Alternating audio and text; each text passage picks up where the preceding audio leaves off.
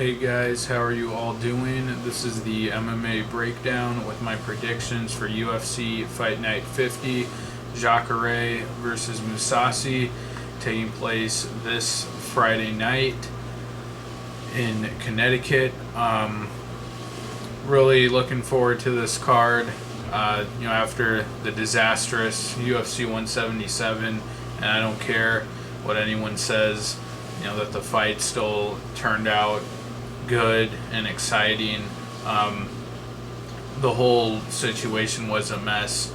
The card should have been canceled or at least made free, or even better. I was really expecting the UFC to, do the logical thing and drop the price of the pay-per-view to about $30 or so. I was really surprised that they didn't decide to do that. I mean, 24-hour replacement, a guy no one's ever heard of, making his debut. That's awful. I hope the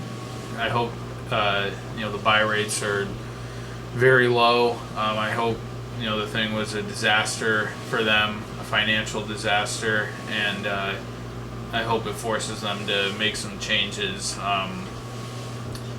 Probably won't, but that's how I felt about that, and really looking forward to this card. Everyone's saying this is a free card, it's so much better than the pay-per-view.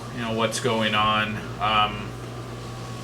And that's just the world of UFC today. But really great card, 6-fight main card. Only one fighter on the entire card making his debut, and that was a replacement fight. Tateki Matsuda. So it's been a while since that's been the case. Usually there's a couple guys on every card making their debuts, but really exciting matchups, especially at the top of the card. But let's get into it. I'll try to keep it quick, give you my predictions on all the fights. So starting off with the Fox Sports 1 preliminary card. Featherweight, Sean Soriano taking on Skelly, who took this fight, who's coming off of a win over Tom Ninamaki, and this is just a 13-day turnaround for him. Really impressive, and if he can perform well here, I think that would be really something special and something to admire. But I'm taking Skelly in this fight. Sean Soriano coming off of his debut loss to Takea, oh my god, I was going to say Takea Mitsugaki, Tatsuya Kawajiri.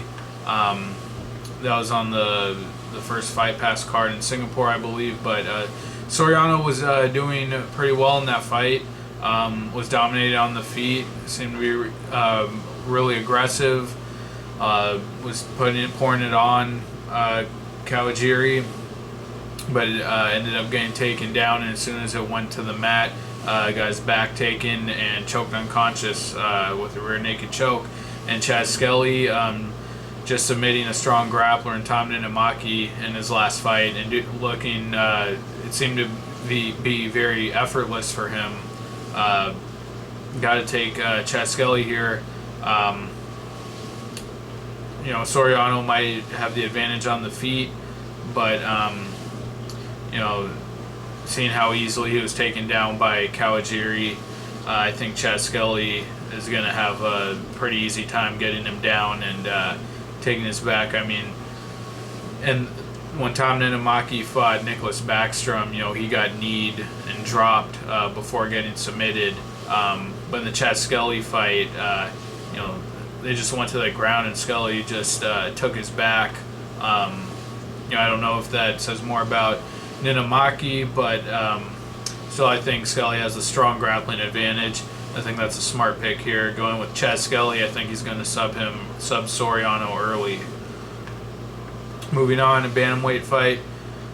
As I said, the only guy making his debut here, Tateki Matsuda taking on Chris Beal. And this was originally supposed to be Chris Beal and Dustin Kimura, which I thought would have been a fantastic fight. I think before that there's even another matchup. And also, just to mention it, the previous fight, Soriano and Skelly, was originally supposed to be Soriano and Andre Fili, which I thought also would have been a really nice matchup. But anyway, Tateki Matsuda, I don't know anything about him, and I'm not even going to bother to look at his record. And Chris Beal, everyone made such a big deal of his flying knee knockout in his last fight over Patrick Williams, another newcomer. And while the flying knee was executed very well, Chris Beal, I thought, did not look good up to that point. Striking just didn't seem very effective. Couldn't really find the mark with his punches. And veteran of Tough 18, and he had nothing for Chris Holdsworth in their fight. Got dropped on the feet and submitted. But Chris Beal, athletic guy, primarily a striker, it seems like. I'm not crazy about him, though. I'm not as high on him as everyone else is. I do recognize he has some power. But honestly, I thought his striking was sloppy in the Patrick Williams fight before getting the knockout. I'm not going to make a pick here. I don't know, anything about Matsuda, and don't know too much about Chris Beal, only his last fight and his fight on Tough. I can't even say that I expect Chris Beal to win this fight, because I just don't know, and I'm not super high on him. But moving on to middleweight, Rafael Sapo Natal taking on Chris Camozzi. I'm going with Natal in this fight. I think it's an easy pick. Chris Camozzi, I thought, was really disappointing in his last loss against Bruno Santos. Just got laid and prayed, very badly, taken down, held down, and honestly, Camozzi was complaining after the fight that the guy just came to hold him down. But honestly, it didn't look like Camozzi was interested in making any effort to get back to his feet in that fight. And Camozzi's been on a bit of a losing streak. Before losing to Bruno Santos, lost to Lorenz Larkin in a fight where he got pretty busted up on the feet. And then before that, taken out very easily by Jacare Souza. Souza on a 3-fight losing streak. Rafael Natal, on the other hand, I thought he won his last fight against Ed Herman. I really thought he won that fight. Got knocked out by Tim Kennedy, but before that was on a 3-fight winning streak. Rafael Natal, I think, is kind of a mid-level guy. Has shown some skills on the feet against Andrew Craig. His striking looked pretty good. Hurt Craig in that fight and ended up getting caught with a head kick and getting knocked out. Has good grappling, good scrambles, and gets some pretty good reversals in the Tor Troen fight when he was on his back. I remember vividly a very nice reversal in that fight. Kind of a rare skill these days in MMA, especially when guys are on their back. Reversing position, he has good reversals and sweeps, good on the ground. And Chris Camozzi, honestly, just seems like he's really leveled off, and he was on a 4-fight winning streak at one point, but he's just a very methodical kickboxer, fights at a very slow pace, doesn't throw really a high volume of strikes, doesn't have a variety of strikes. It's kind of a big, kind of awkward guy, kind of has an awkward frame, I think, for the division, not particularly athletic for his height and skill set, but going with Rafael Natal, I think he'll really have an advantage on the feet, on the ground as well. Rafael Natal hasn't been the most capable finisher. I think his last finish was against Sean Spencer. But I'm taking him to win this fight. I think he wins it fairly handily.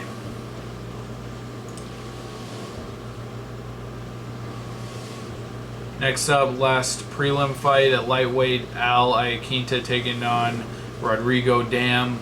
Got to go with Iaquinta here. I thought his last fight was just bizarre, the way he was smashing Mitch Clark and then just getting choked unconscious with the most bizarre choke. Like a Darce choke set up from a really weird position. I thought that was very surprising and also very telling of Iaquinta, the guy who did well in the Ultimate Fighter, was doing pretty well against Michael Chiesa in the finale before getting taken down and choked unconscious. Had a 3-fight win streak in the UFC, beat Ryan Couture, Piotr Hallman, and Kevin Lee. When the Couture fight, he's dominating him the whole time and couldn't really do anything to finish him. Piotr Hallman, I thought that was a fairly lackluster fight. I think he hurt Hallman late at one point. And then against Kevin Lee, that was a back and forth fight where he got in some trouble in that fight. Then Kevin Lee had his back at one point. Sal Iaquinta, I'm not really high on him. I think he's shown good development since the show, and especially getting choked out by Mitch Clark in his last fight. Not really a good sign, but I am taking him here. Rodrigo Damm, on the other hand, this guy, I'm getting real sick of watching him fight. His last fight with Rashid Magomedov looked like every one of his other fights before that. The guy is a decorated jiu-jitsu guy, and he just wants to kickbox at range, and he's not good at it at all. Against Magomedov, he did seem to turn it on at the end in the third round. I think I gave him that round, but I can't emphasize enough that all of his fights in the UFC have looked exactly the same, one after the other, except for his win in the finale over Anastacio Medeiros. But 4 straight fights against Carvalho, Hirota, Ivan George, and Rashid Magomedov. He just tries to kickbox at range, stays on the outside, and he's really not talented fighting that way. I think Iaquinta is just going to bully him, get in his face, push the pace, get on top of him, just really kind of pour it on and beat him up. Rodrigo Damm just hasn't done anything impressive, and also a lot of these decisions he's won have been extremely close. Against Hirota and George, his 2 wins, those were both. I think the Hirota fight was pretty controversial, as I remember it. But he's just a jiu-jitsu guy who tries to kickbox. I have to take Iaquinta here. I don't know if he gets the finish. Maybe not.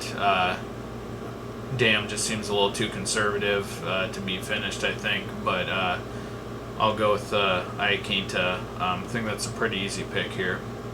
And moving on to the main card, a great main card, fantastic, way better card than the 177 pay-per-view card. That's just how it goes these days. But starting off with the flyweight fight, John Moraga taking on Justin Scoggins.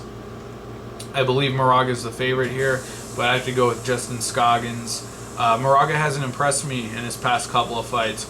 I was behind him, when he came into the UFC. He had some real nice finishes over Ulysses Gomez and Chris Carriasso.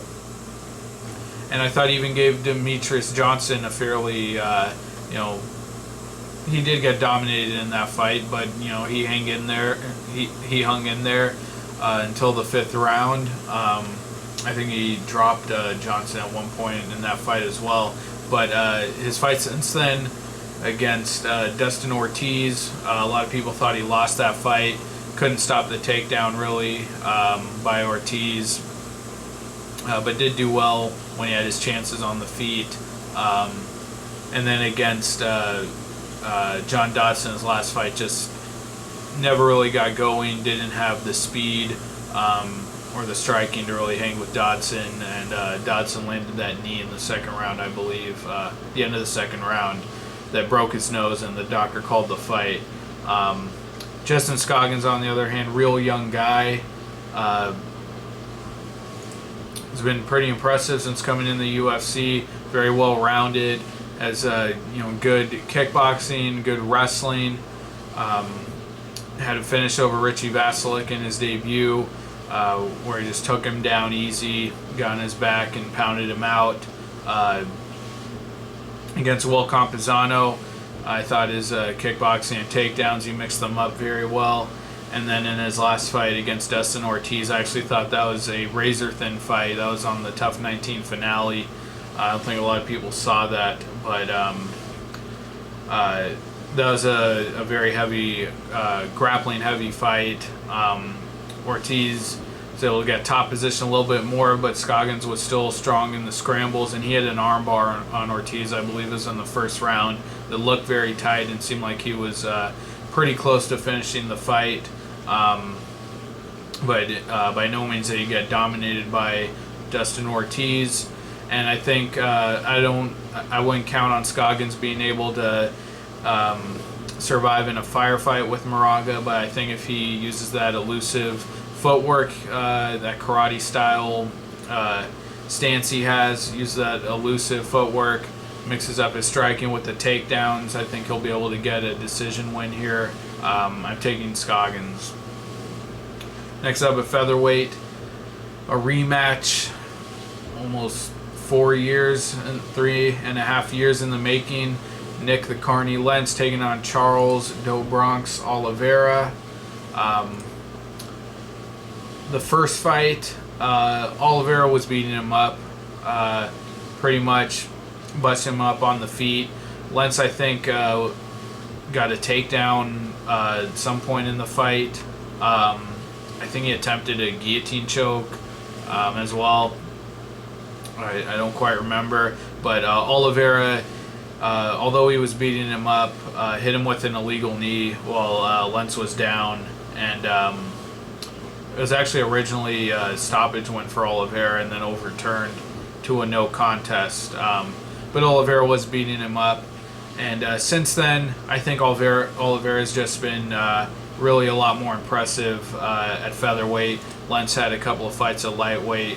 He didn't look so good. Got stopped by Evan Dunham, lost to Mark Bocek, dropped down to featherweight, reeled off a 3-fight win streak with one finish against Iji Mitsuoka. And his next two fights beat Diego Nunes and Hakran Diaz. In both those fights, though, Nick Lentz very strong early on with the wrestling, able to get guys down, and in the third round, he lets his opponent get back in the fight. They start to hurt him on the feet, and his takedowns, he's pretty desperate for those takedowns late in the fight. Diaz and Nunes, I think, both turned it on in the third round with the striking.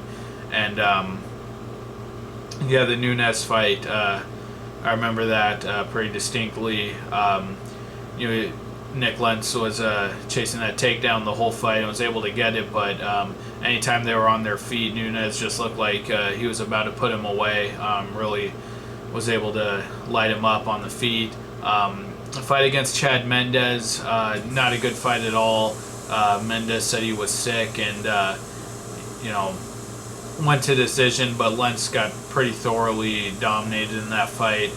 And even against Manny Gamburian, Lentz's last fight, beat him, but Gamburian was still able to drop him as the fight went on. So, Lentz, strong wrestler, but isn't really able to keep guys down and work towards a finish. And if he lets them hang around too long, they get back in the fight and are able to hurt him with the striking. And Oliveira, I think, has just been super impressive. I was always high on this guy. Just a submission wizard. All kinds of submissions. He's developed a very deadly anaconda choke, anaconda style grip, guillotine. Where instead of clasping his hands on the guillotine, he cinches up on the bicep, and that's how he put out Jonathan Brookins and Hatsuki Oki in his last fight.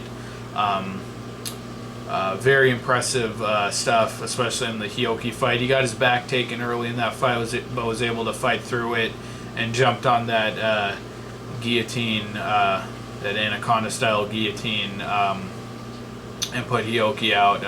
Seems like he has a real tight squeeze with that grip. And honestly, I just don't see where Nick Lentz wins this fight. And on the feet, Oliveira's pretty good too. He was able to be competitive with Frankie Edgar, for the 3 rounds in their fight. His stand-up looked pretty good against Jonathan Brookins. Lentz definitely will not have the stand-up to hang with Charles Oliveira. And on the ground, Oliveira, I think sometimes lets guys take him down just so he can get the fight to the ground and proceed with his submission game. Like in the Andy Ogle fight, Andy Ogle was able to take him down a few times, and I really think that was Oliveira letting Ogle take him down. In the Darren Elkins fight, in his debut, it also looked like Oliveira let Elkins put him on his back. But I have Oliveira winning this fight. I think he hurts Lentz on the feet and submits him on the ground. I think that's the most likely outcome. I'll be pretty surprised if Nick Lentz wins, but I'm taking Charles Oliveira. And moving on, lightweight fight, Joe Lauzon taking on Michael Chiesa. A really interesting matchup. Joe Lauzon, I believe, is the favorite. At least from what I've been hearing, a lot of people are taking him. And I'll tell you right now, I'm taking Michael Chiesa. Joe Lauzon, I think, is one of the most inconsistent fighters in the UFC right now, or at least one of the most big-name fighters. Fan favorite, but is really inconsistent. His last fight with Mac Danzig, it was very evident to me after that fight. Joe Lauzon's boxing is just terrible. In that Mac Danzig fight, he was getting boxed up. All he does is cover up. Danzig, I think, was going to the body and just boxing him, and Lauzon wouldn't react or do anything. He just covers up. And in the Michael Johnson fight before that, of course, got badly outstruck, dominated on the feet. Lauzon's just never really had a serviceable striking game. He holds his hands very awkwardly. I think that's just part of how he's built. He's a real tall, long guy, and he doesn't have a clean jab or clean striking game. When he has done well with his striking, it's with his pace and being able to stretch the fight out, grind guys out, like in the Jamie Varner fight. Although even in that fight, Varner, I think, had the better combinations and just the cleaner boxing. And in the Gabe Rudiger fight, which that win over Rudiger probably means nothing today, but Lauzon was able to just storm him early, be real aggressive. But fighting these more talented strikers, his striking is just terrible. Even Jim Miller just went right after him in that first round, and for 3 rounds beat him up. Michael Chiesa, not the greatest striking game, but it's been developing. His run through the tough house pretty much just uses ground game to beat everyone, from Justin Lawrence to James Vick. He won all those fights on the ground. Even Iaquinta was losing on the feet, took him down, submitted him with a rear naked choke in that fight. But since then, I thought has shown pretty good improvement. The Jorge Masvidal fight, I really thought that was evident that his striking was coming along well. He's added that front kick, kind of a push kick. He was able to measure distance well with that. He showed that in the Masvidal fight. Even dropped Masvidal on the feet in that fight before getting submitted. And then against Colton Smith, went back to his grappling game, got the submission win there early. And his last fight against Francisco Trinaldo, who on paper was a much better, more talented kickboxer, hurt him early, I believe, to the body in that fight. But Chiesa, I thought, showed a very good game plan and a lot of patience. Went to his wrestling, took Trinaldo down, and just was able to maintain top position, stay out of Trinaldo's submissions, and just grind him out. And I think he can do that to Lauzon. I do worry. I do think Lauzon has the advantage in the submission game. Chiesa's real good at taking the back and getting that rear naked choke, but just playing submission for submission with Joe Lauzon, I think he'll probably get submitted. I don't like him to win that, but if he can hold top position, I think he has a decent chance at doing that. But Lauzon has been really aggressive on the ground in some fights. In the Kurt Warburton fight, attacked him with that real nasty, it's kind of like a omoplata Kimura combination. But I just think Chiesa's tougher. Lauzon's been, beat up, one too many times, I think. And Chiesa, I think, even when he gets hurt, he's real good at coming back strong.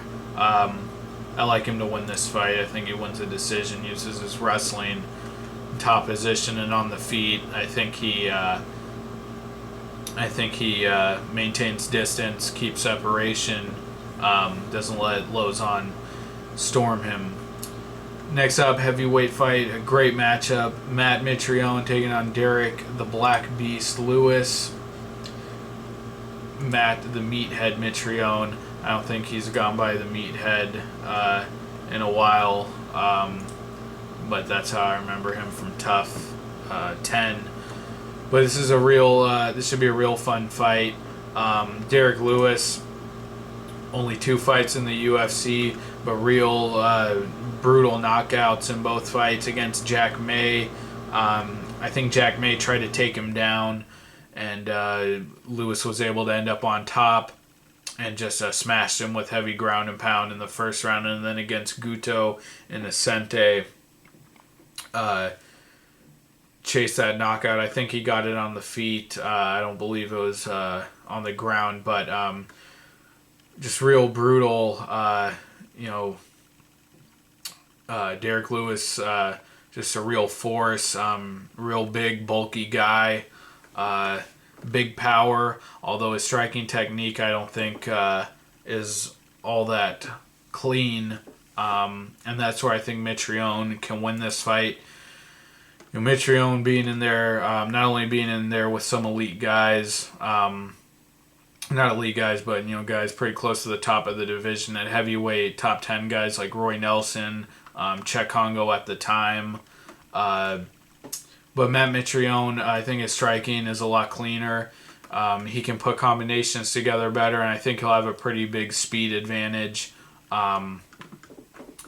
He's come out and knocked guys out in the first round, like Philip DeFries, Tim Hague. He showed that he can set up his strikes really well in that fight, his fight-ending strikes. And then in fights like the Joey Beltran fight, showed he can just work his combinations and be quicker than the other guys. I think it's just going to come down to Mitrione's combinations, and if he gives Lewis enough time, I think Lewis still has a chance to connect with a big power. But I don't know how Lewis's wrestling game is, if he's going to go to that at all. Mitrione's been a little shaky in his last few fights. After that loss to Brendan Schaub, I thought he was done. But rebounded with a nice win over Sean Jordan, where he's pretty patient, didn't do much at all in the first round. I think it was only as time expired in the first round that he attacked Sean Jordan, pushed him back, and was able to get the knockout. But Mitrione, I favor him in this fight. Both guys have big knockout power. I think Lewis probably has more of that one-punch knockout power, although Mitrione has shown that too.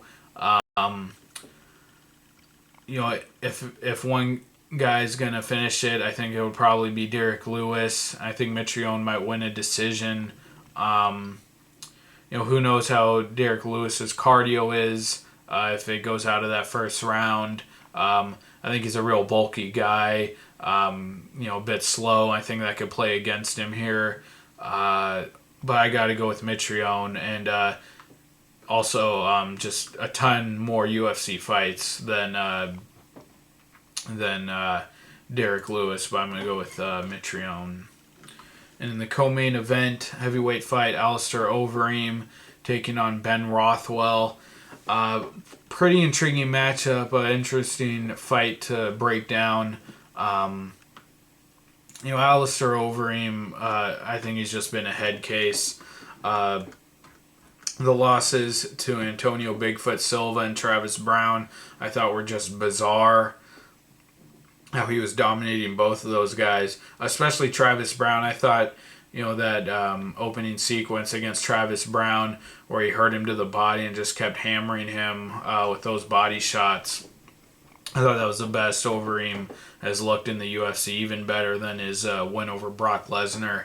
And then Brown just started to throw that front kick. Must have thrown it like 3 times. And Overeem just seemed to do nothing to adjust to defend against that, and ended up getting knocked out with it. And then his win over Frank Mir, people were saying, how good he looked, and it looked like he really made some adjustments in his game. That Frank Mir win didn't convince me of anything. Really didn't mean anything to me. I mean, out wrestling Frank Mir and doing nothing to finish him. Frank Mir, one of the worst wrestlers in the heavyweight division ever. I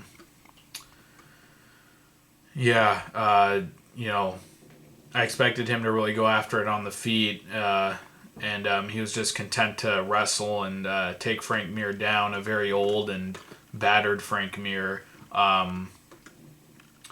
So that fight, I really didn't take anything away from that in terms of Alistair Overeem making improvements. Obviously Overeem's going to have a much more skilled and diverse striking than Ben Rothwell. I mean, that there's no question about that, I think. But it's this, these mental gaps, these breakdowns that Overeem has had. Ben Rothwell, kind of a novel fighter, I think, hasn't fought in a year, not very active. But in his fight with Brandon Vera, really nothing much was going on in that fight until the third round when Ben Rothwell just came alive, started, fainting and doing that crazy head movement, and just knocked out Brandon Vera. But has also had fights where he hasn't shown up, getting just ran over by Gabriel Gonzaga in the first round, and fight against Mark Hunt. But more than anything, Ben Rothwell has only had 4 fights since 2011. This will be his 5th fight, so just an inactive fighter. And, both guys are just shaky, and it's hard to pick one here. I'm leaning towards Ben Rothwell. I just think Overeem is still going to find a way to just kind of embarrass himself. I think Rothwell has the power to catch him, especially if Overeem lets him hang around and doesn't put him away early.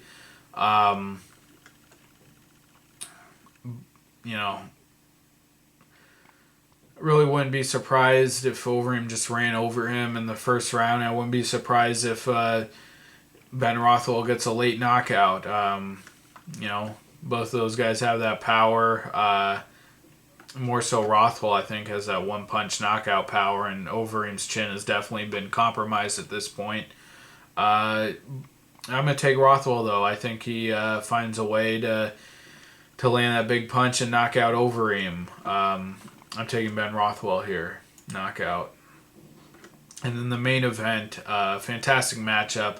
And this was a fight that was originally on the canceled 176 card. And now the main event of this fight night card. And, other people have said it, but I'll just say it again. I think that,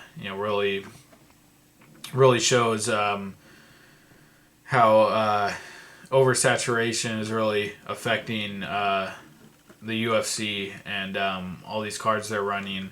That's why I was so I was really pushing for 177 to get canceled. I mean, they just have these really weak, incredibly weak cards, and too many cards, and you see you get rid of a couple of those events, and you can get a great main event and have a really fun free fight night card. So I think the UFC should really consider cutting back. But Jacare Souza taking on Gegard Mousasi in a middleweight fight. Gegard Mousasi coming off of his UFC middleweight debut in his last fight, dropping down from light heavyweight, and just looked like a completely different fighter than the guy who beat Ilir Latifi at light heavyweight. Was very methodical in that fight.